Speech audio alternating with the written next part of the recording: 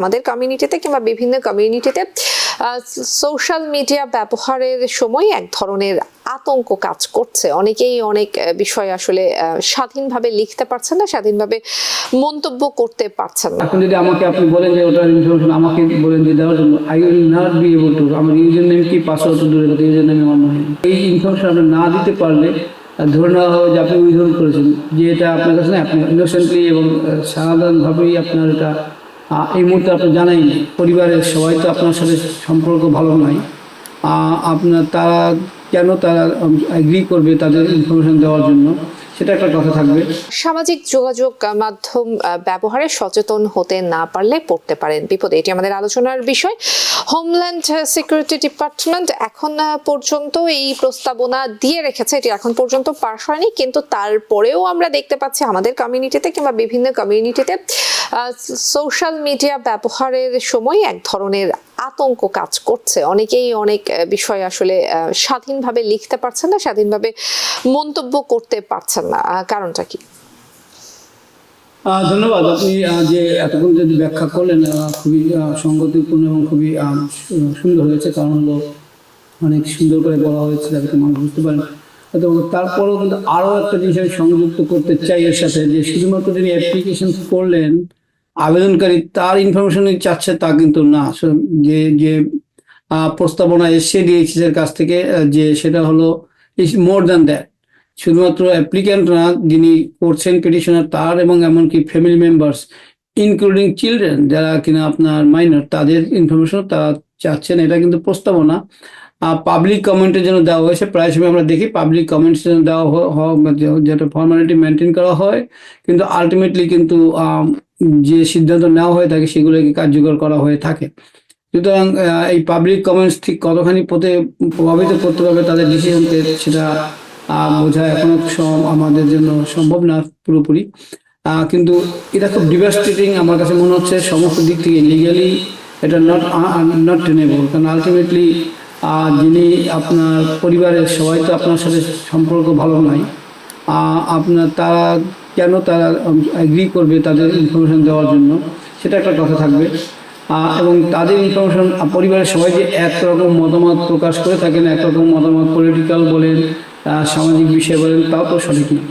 সুতরাং কোন মতামত কেউ কীভাবে এটাকে হোমল্যান্ড সিকিউরিটি কীভাবে ব্যবহার করবেন, কীভাবে সে অ্যাপ্লিক্যান্টের বিপক্ষে যাবে এবং আলটিমেটলি সে পাবে না, কিন্তু তার কোনো যে তার প্রস্তাব ডিজায়ার যে অ্যাডভান্টেজ বা সুবিধা যেটা পাওয়ার কথা পাবে না, উল্টো সবাই কিন্তু অ্যাডভার্সলি অ্যাফেক্টেড হতে পারে। সুতরাং আমার কাছে মনে হচ্ছে এটা খুবই ডিভাস্টেটিং। এটা টু গ্রেট এক্সটেন্ট আমার কাছে মনে হচ্ছে আনকনস্টিটিউশনাল। কিন্তু যতক্ষণ পর্যন্ত না এটাকে কনস্টিটিউশনালিটি বুঝি, আমরা এটাকে চ্যালেঞ্জ করছি, তখন পর্যন্ত কিন্তু এটা এক ধরনের আইনের মধ্যে পরিগণিত হবে। সুতরাং ইটস ভেরি ওয়ারিসাম এবং আপনার এটা ডিভাস্টেটিং একটা নিউজ ফর এভরিওয়ান। ওরা এটাকে ডিএইচএস বলছেন এটাকে সোশ্যাল মিডিয়া আইডেন্টিফায়ার কালেকশন যতগুলো আছে। এবং এটা আরেকটা সবচেয়ে বড় জিনিস হলো যে আপনি হয়তো অনেক সময় আপনি জানেন অথবা আমরা নিজেরা অনেক সময় ভুলে যাই যে আগে আমরা কোনো একটা প্ল্যাটফর্ম ইউজ করেছি, কিন্তু এখন আমরা ওটা হয়তো ইউজ করেন না। আপনি কিন্তু যখন সেই ফর্মগুলোতে আপনাকে চাইবে যে আপনি সেই ইনফরমেশন দেন, আপনি হয়তো সেই ইনফরমেশন আপনার কাছে আর নেই। It's quite possible. আপনারা অনেকে জানেন myspace.com করে একটা ফেসবুক আসার আগে একটা ছিল, আরেকটা অ্যাপ ছিল যেটা ফেসবুকের মতোই, ফেসবুকের আমি বলি একটু পুরনো, কিন্তু আমরাও সেটার মধ্যে ছিলাম। কিন্তু এখন যদি আমাকে আপনি বলেন যে ওটার ইনফরমেশন আমাকে বলেন যে দেওয়ার জন্য, I will not be able to. আমার ইউজার নেম কি, পাসওয়ার্ড দূরের কথা, ইউজার নেম আমার মনে নেই। তো এরকম তো আপনার অনেক ঘটনাই হতে পারে যেখানে আপনি অন্য একটা প্ল্যাটফর্ম ইউজ করেছেন কিন্তু জাস্ট ফরগট ইট। এখন এই নাম্বারটা, এই ইনফরমেশন আপনি না দিতে পারলে ধরে নেওয়া হয় যে আপনি উইথহোল্ড করেছেন, যে এটা আপনার কাছে না, আপনি ইনোসেন্টলি এবং সাধারণভাবেই আপনার এটা এই মুহূর্তে আপনার জানাই নেই। You lost it, you do not use it anymore. So আপনাকে যদি বলা হয় যে যেসব প্ল্যাটফর্ম ইউজ করেছেন তার ইউজার নেম পাসওয়ার্ড, আমরা it is really most of the time impossible, এবং এটা আসলে গুড ইন্টেনশনে করা হয়েছে বলে মনে হয় না। যদি আমি একটু দেখলাম এদের যে কথাগুলো ডিএইচএস বলেছে, সেখানে তারা এটাকে বলেনি যে এটাকে ইউজ করবে তাদের অ্যাপ্লিকেশনকে অ্যাপ্রুভ করতে, এগুলোকে ইউজ করবে তাদের অ্যাপ্লিকেশনকে ডিনাই করতে। তো very ridiculous in that sense যে কোনো একটা প্রপোজাল আসতে পারে যে আমরা তোমাদের এইগুলো আমরা ব্যবহার করবো, তোমাদেরকে ডিনাই করতে, তুমি আমাকে ইনফরমেশন দাও। মানে it's like ridiculous to speak the truth, it's ridiculous. ধন্যবাদ। জি, আমরা একটু টেলিফোন নিয়ে আসি, দর্শক আছেন আমাদের সঙ্গে, আমরা একটু শুনে আসি দর্শকদের প্রশ্ন। দর্শক কে আছেন সাথে, নাম বলে প্রশ্ন করুন। জি আসসালামু আলাইকুম, ভালো আছেন? জি ওয়ালাইকুম আসসালাম, ভালো আছি, বলুন।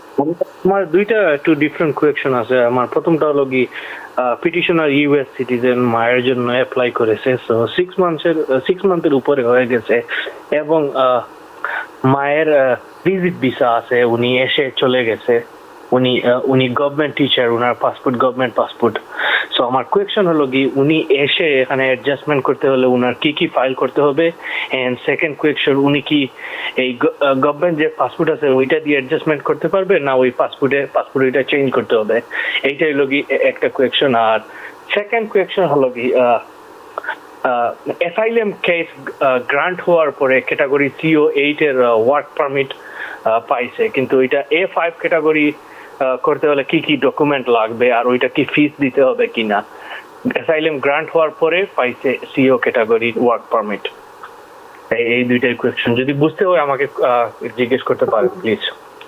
ধন্যবাদ। আমি যদি বুঝতে থাকি, আপনার মা যদি সিটিজেন যিনি, তার মা এসে চলে গেছেন, আমি যেটা বুঝলাম, চলে গেলে তার অ্যাডজাস্টমেন্টের কোনো প্রশ্ন নেই। আর যদি এখানে থেকে যান তাহলে প্রশ্ন অ্যাডজাস্টমেন্ট করার প্রশ্ন আছে।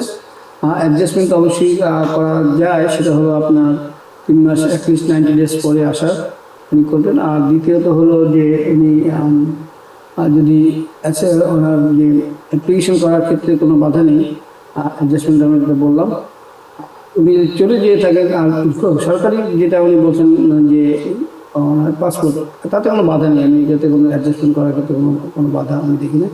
মানে যদি আসার সময় সমস্যা হয়, অনেক সময় ইমিগ্রেশন অফিসার কিন্তু আপনাকে জিজ্ঞেস করতে পারেন যে আপনার পারমিশন আছে কিনা, but once you are here আমি কোনো সমস্যা দেখিনি। আর যেটা আপনার বলছেন অ্যাসাইলাম অ্যাপ্লিকেশন গ্রান্ট হওয়ার পরে A5 করা, অবশ্যই CO8 পাওয়ার অর্থ হলো যে হয়তো ওটা আপনার খুব কম সময়ের মধ্যে ওই application work permit application grant হয়েছে এবং আপনার অ্যাসাইলাম গ্রান্ট হওয়ার মধ্যে খুব কম সময় ছিল, যে কারণে হয়তো খুব কম সময় পেয়েছেন। বাট ইউজুয়ালি ওটা আর আপনার যখনই ক্যাটাগরি চেঞ্জ হয়ে যায় সেটা কার্যকরী না অফিসিয়ালি, বাট এটা আপনার কাছে তো ফিজিক্যাল কার্ডটা থেকেই যাচ্ছে। আর সেকেন্ড হলো যে যদি আপনি প্রথম যখন অ্যাসাইলাম অ্যাপ্লিকেশন গ্রান্ট হওয়ার পরে আপনি অ্যাপ্লিকেশন করবেন, তখন কোনো সরকারি কোনো ফি আপনাকে দিতে হবে না। নিউ ইয়র্ক থেকে সম্প্রচারিত TVN 24 টেলিভিশন, বিশ্বজুড়ে বাঙালির কণ্ঠস্বর।